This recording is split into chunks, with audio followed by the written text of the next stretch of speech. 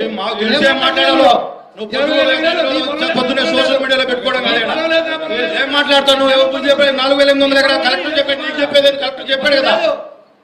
ఊరగా వచ్చే ఇంట్లో నీకుంది అక్కడ పొలం, నీకుందా పొలం, నాకుంది పొలం.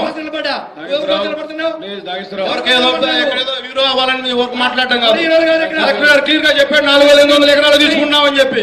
20,000 ఎకరాల గురించి ఎందుకు డిస్కస్ చేస్తున్నావు నువ్వు? 2023లో మీరు జీవో ఇచ్చారు. గురించి రోజు సోషల్ మీడియాలో పెట్టుకుంటారు.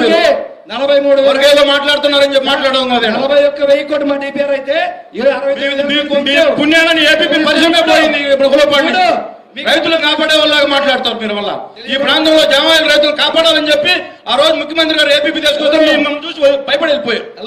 అర్థం చేసుకో. 2,40,000 నుంచి 10,000 చూస్తేనే భయపడిపోతున్నారు. పరిశ్రమలు మమ్మల్ని చూస్తే రావడానికి ఇంట్రెస్ట్ ఉన్నారు.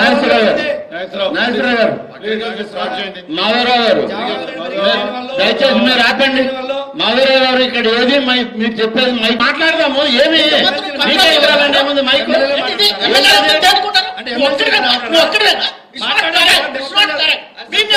కాబట్టి అక్కడ ఉంది మార్చారు కాబట్టి మాట్లాడతాం. నువ్వు ఎమ్మెల్యేలు మాట్లాడరా? ఎమ్మెల్సీలు మాట్లాడరా?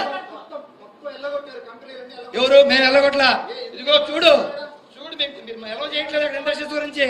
కంపెనీలకు ఏం జరిగిందో మేము చూపిస్తాం. ప్రూఫ్ దయచేసి జీవోలు చూపిస్తా. ఎవరు? అవును, ఆ సబ్జెక్ట్ అడిగాను నేను.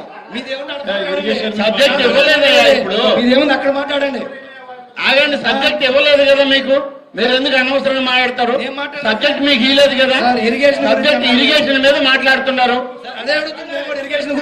ఇరిగేషన్ మీద మంత్రి గారు చెప్తున్నారు. మీరు ఎందుకు మధ్యలో మాట్లాడతారు?